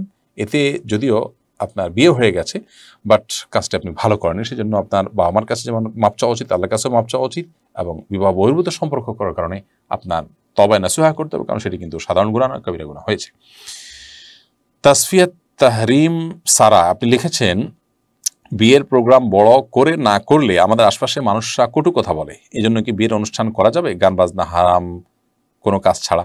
বিয়ের অনুষ্ঠান যদি আপনি বড় করেন, তো সেক্ষেত্রে শরীয়তের কোনো সীমানা লঙ্ঘন করা ছাড়া করলে তো গুনাহ হবে না। মানুষ কটু কথা বলে সেজন্য আপনি বড় করবেন, সেটা অবশ্যই প্রশংসনীয় না, কিন্তু আপনি যদি করতে চান শরীয়ত সেটাকে নিষেধ করে না। কিন্তু বড় করার সংজ্ঞাটা কি? বড় করার সংজ্ঞা যদি হয় সেখানে অর্থের অপচয় হবে, প্রয়োজন ছাড়া আপনি খরচ করবেন, তো সেটা তো অবশ্যই আল্লাহর কাছে জবাবদিহিতার সামনে আপনাকে দাঁড় করাবে। বাট অনেক বেশি মানুষ খাওয়ালেন, একটু বড় করে আয়োজন করলেন, সেটাতে কোনো অসুবিধা নেই শরীয়তের দৃষ্টিকোণ থেকে। যদি কোনো হারাম, গান, বাদ্য, বেপর্দা, নারী পুরুষের মিশ্রণ, অন্যান্য যে গুনাহগুলো সাধারণত বিয়ে শাদীতে হয়ে থাকে, সেগুলো যদি না হয় কোনো অসুবিধা নেই। নবী করিম সাল্লাল্লাহু আলাইহি ওয়াসাল্লামের যে হাদিস রয়েছে এবং সাহাবায়ে কেরামের বিভিন্ন যে বক্তব্য রয়েছে, নাযামান নিকাহে বারাকাতুন আইসারুহু মাউনা, সবচেয়ে বরকতময় বিয়ে হলো যেখানে খরচ কম, সেখানে উদ্দেশ্য হয় মোহরের ব্যাপারটা, যদিও শব্দের ব্যাপকতা সেটাকেও শামিল করে এবং সে ব্যাখ্যাও আছে। এই জন্য বিয়েতে খুব বেশি টাকা খরচ করা এবং বিশেষ করে অপচয় সীমানা যদি চলে যায়, সেটা তো অবশ্যই নিন্দনীয় পর্যায়ে পড়বে। আর অপচয় সীমানা যদি না যায় এবং কোনো গুনাহের কাজ না হয়, বড় করে আয়োজন করাতে ইনশাআল্লাহ কোনো গুনাহ হবে না। সাবিনা ইয়াসমিন লিখেছেন, আমার বিয়ের বয়স 20 বছর, ছেলের বয়স 18+, মেয়ের বয়স 13। শুরু থেকেই স্বামীর সাথে বনিবনা হয়নি, জীবনের এই পর্যন্ত এসে এখন এই অবস্থা। তার মা বোনের পরামর্শ নিয়ে সে চলে, আর মানতে পারছি না, এখন করণীয় কি? বোন, আপনাকে আমরা বলবো, আপনি ভালো বিচক্ষণ বিদগ্ধ কোনো আলেমের কাউন্সেলিং গ্রহণ করেন, আপনার পুরো অবস্থাটা আপনি তাদেরকে জানান এবং এরপর আপনার করণীয় নির্ধারণ করেন। কারণ আমরা আপনার এই সংক্ষিপ্ত বর্ণনা থেকে আপনার পুরো পরিস্থিতিটা ঠিক বুঝে উঠতে পারছি না। আমরা এখানে যদি কোনো পরামর্শ দিই, সেটি যথাযথ নাও হতে পারে। বিধায় আপনার প্রশ্ন আমরা স্কিপ করছি এবং দোয়া করছি আল্লাহ তাআলা আপনার সমস্যা দূর করে দিন। আর আপনাকে এবং আপনার মাধ্যমে অন্যদেরকে আমরা একটা কথা বলতে চাই, আমাদের অনেক বোনরা এই কথা বলেন যে দাম্পত্য জীবন আমি অসুখী, আমার অসুবিধা হচ্ছে, কষ্ট হচ্ছে। বিনয়ের সাথে আমি বলতে চাই, আপনার সারা জীবনের কষ্টের বিনিময়ে যদি আল্লাহ তাআলা আপনাকে জান্নাত অফার করেন, তাহলে ডিলটা আপনার জন্য কি লাভজনক হবে নাকি লোকসানের হবে? সন্দেহাতীতভাবে এটা লাভজনক হবে। 50 বা 60 বছর আমি কষ্ট করলাম, এই কষ্টের একটা এন্ডিং আছে, এই কষ্ট করতে করতে না আমার মৃত্যুই হবে, এর বেশি তো কিছু হবে না। কিন্তু তারপর যদি আল্লাহ তাআলা জান্নাত দিয়ে দেন, ইমানদারের এই সান্ত্বনাটা অনেক বড় একটা জায়গা। এই সান্ত্বনাটা আপনাকে অনেক বেশি নির্ভর করবে ইনশাআল্লাহ বিইذনিল্লাহ। আপনি সবর করেন, নিশ্চয়ই ফেরাউনের স্ত্রী আসিয়া তিনি যে কষ্টে ছিলেন, আপনি এত কষ্টে নেই।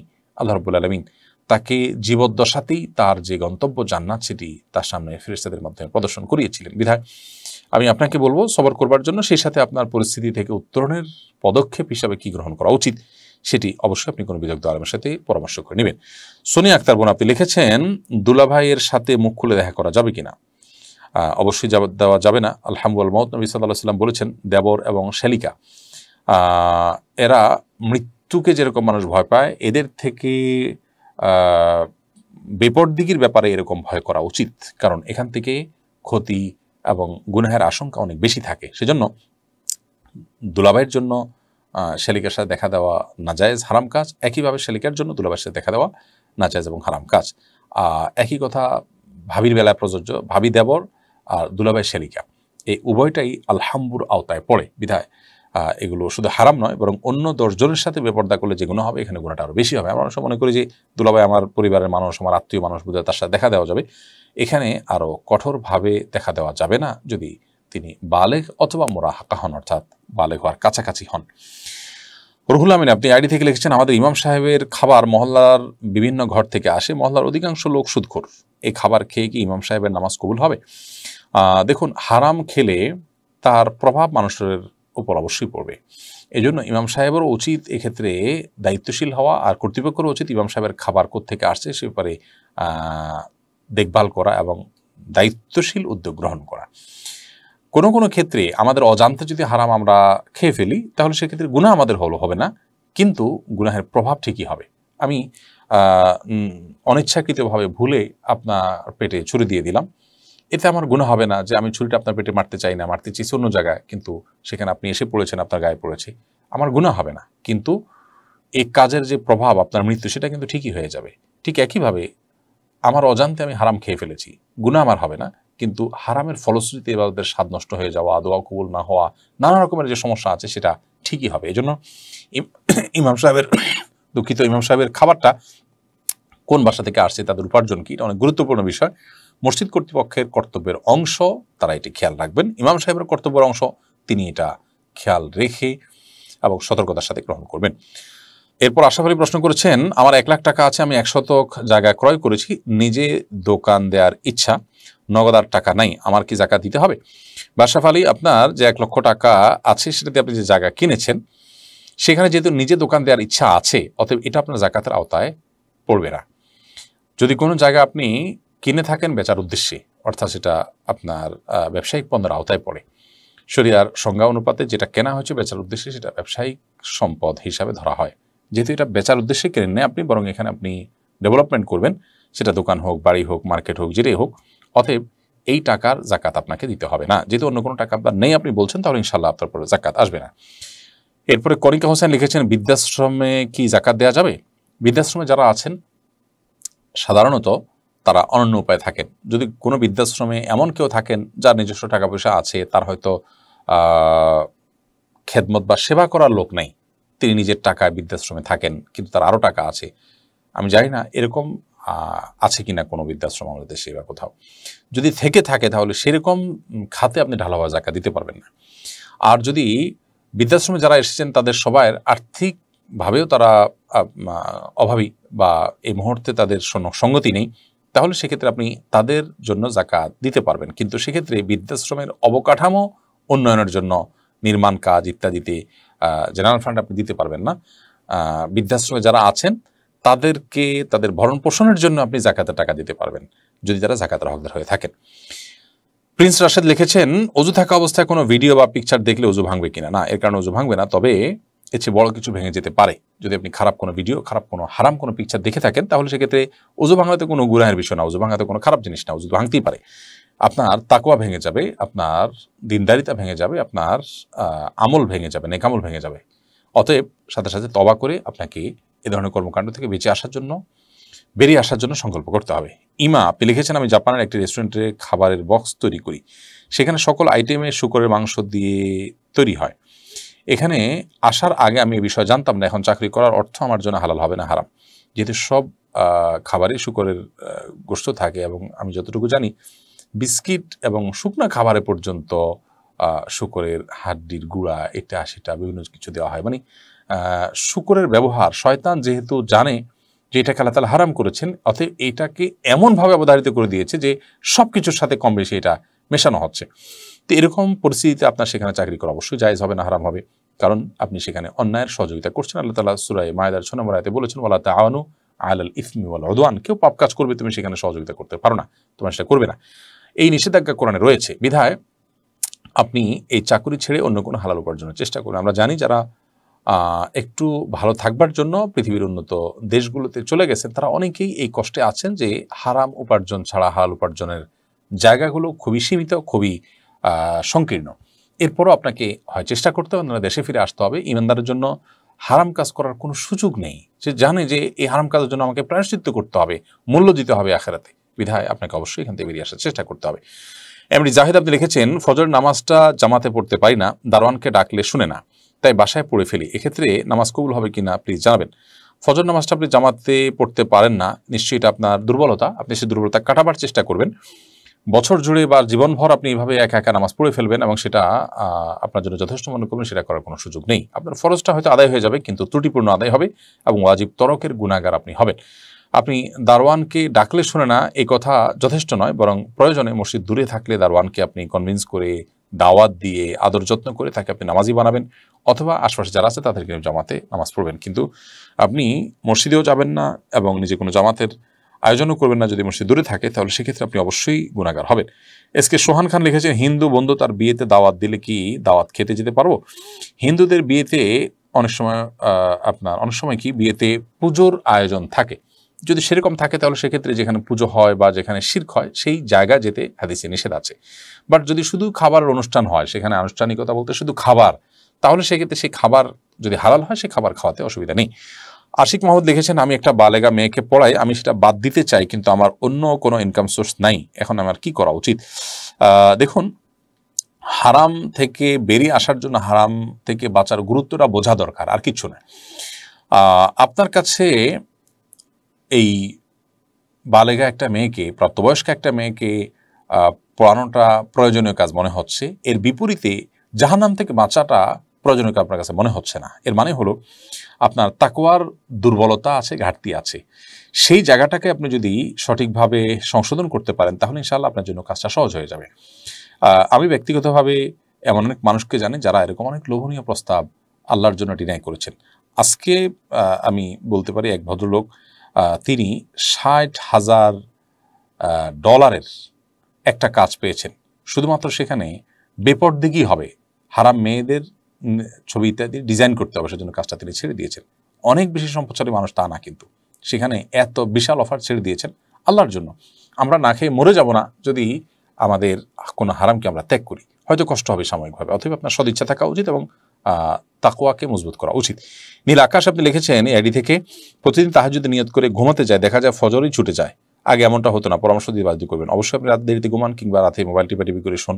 আপনি সন্ধ্যার আগে আগে মোবাইল থেকে দূরে সরে শুয়ে পড়েন, এশার পর দ্রুততার সাথে, ইনশাল্লাহ ফজর আপনার নিশ্চিতভাবে পড়াটা সহজ হবে। আর এতেও যদি আপনার কষ্ট হয়, তাহলে সেক্ষেত্রে অন্য কেউ আপনাকে ফোনে যেন জাগিয়ে দেন, কয়েকজনকে আপনি বলবেন। বিভিন্নভাবে আমরা উদ্যোগ গ্রহণ করলে এগুলো অসম্ভবপরের কথা, কঠিনও কোনো বিষয় নয়। এটা একান্তই আমাদের সদিচ্ছার অভাব এবং ঘাটতির কারণে হয়ে থাকে। এমনি সবুজ আপনি লিখেছেন, ভাতিজা মারা যাওয়ার পর ভাতিজার বউকে বিবাহ করা জায়েজ আছে কিনা? ভাতিজা মারা যাওয়ার পর ভাতিজার স্ত্রীকে চাচা যদি বিয়ে করতে চান, সেটা জায়েজ আছে। এটা নাজায়েজ বা হারাম কাজ নয়, কারণ ভাতিজা বিয়ে করলে তিনি চাচার জন্য চিরতরে হারাম হয়ে যান না, বিধায় এটি হতে পারে। কিন্তু যদি সন্তান কাউকে বিয়ে করেন, বাবার জন্য তাকে আর বিয়ে করা জায়েজ হয় না, অর্থাৎ বাবা চাইলে তাকে আর বিয়ে করতে পারে না, আজীবনের জন্য হারাম হয়ে যায় বাবার জন্য। মোহাম্মদ শাহিন প্রধান আপনি লিখেছেন, আমার এক নিকট আত্মীয়ের বাড়িতে অবৈধ গ্যাস লাইনের মাধ্যমে রান্না হয়, সেখানে প্রায় আমার খাওয়া দাওয়া হয়, সেখানে খাওয়া কি আমার জন্য জায়েজ হবে? মূল খাবারটা যদি হালাল হয়, তাহলে সেক্ষেত্রে আপনি হারাম খেয়েছেন এমনটি বলা যাবে না এর কারণে। কিন্তু যেহেতু অবৈধ গ্যাস লাইনের মাধ্যমে চুরি করা গ্যাস দিয়ে রান্না করা হয়েছে, অতএব আপনার এই খাবারটা খেতে গিয়ে আপনি হারামের আশ্রয় নিয়েছেন, অর্থাৎ একটা হারামে লিপ্ত আপনি হয়েছেন। হারাম খাননি, কিন্তু হারামে লিপ্ত হয়েছেন। বিধায় এটা থেকেও আপনার বেঁচে থাকার ব্যাপারে সচেষ্ট থাকতে হবে এবং আন্তরিক হতে হবে। এবং এই সমস্ত বিষয়গুলো আমাদের অনেকের কাছে কোনো গুনাহের বিষয় মনে হয় না, অথচ এগুলো অনেক জঘন্য বিষয় এবং জাহান্নামে যাওয়ার জন্য যথেষ্ট হতে পারে। ইশতিয়াক লিঙ্কন আপনি লিখেছেন, ফোনের রিংটোনে বাদ্যযন্ত্রের সাউন্ড রয়েছে, নামাজ চলাকালীন রিংটোন বেজে উঠলে কি গুনাহ হবে? প্রথমত এরকম রিংটোন সেট করাই জায়েজ নাই। আপনি বিকল্প করে রিংটোন প্রয়োজনে সেট পরিবর্তনের চিন্তা আপনি করতে পারেন, যদি বিকল্প কোনো পথ না থাকে। আর নামাজ চলাকালীন যদি বেজে ওঠে তাহলে সেক্ষেত্রে তো আপনি গুনাহে লিপ্ত হচ্ছেন, এবং আশপাশের মানুষকে যদি জামাতে হয়ে থাকে তাহলে অন্যদেরকেও আপনি গুনাহ করতে বাধ্য করছেন। বিধায় এটা খুবই গর্হিত কাজ। ওই অবস্থায় আপনি অবশ্যই হাত দিয়ে আলতোভাবে মোবাইল টিপে বন্ধ করে দিতে পারেন, এবং স্থায়ীভাবে এই সমস্যার সমাধানের পথ আপনাকে অবশ্যই বের করতে হবে খুঁজে। প্রিয় দর্শক, দেখতে দেখতে আমরা 1 ঘন্টার অনেক বেশি সময় পেরিয়ে গেছি, এবং আজকে আমরা অনেকগুলো প্রশ্ন উত্তর দেওয়ার চেষ্টা করেছি। এখনও বহু প্রশ্ন আমাদের কাছে আছে যেগুলো উত্তর দেওয়া সম্ভব হয়নি। ইনশাআল্লাহ আল্লাহ যদি আমাদেরকে বাঁচিয়ে রাখেন, পরবর্তী কোনো লাইভে আমরা সেগুলো উত্তর দেবো।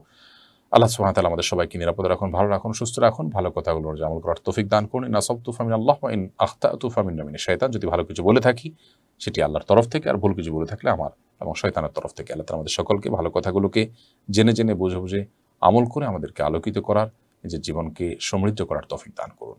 জাযাকুমুল্লাহ খাইর। আসসালামু আলাইকুম ওয়া রাহমাতুল্লাহি ওয়া বারাকাতুহু।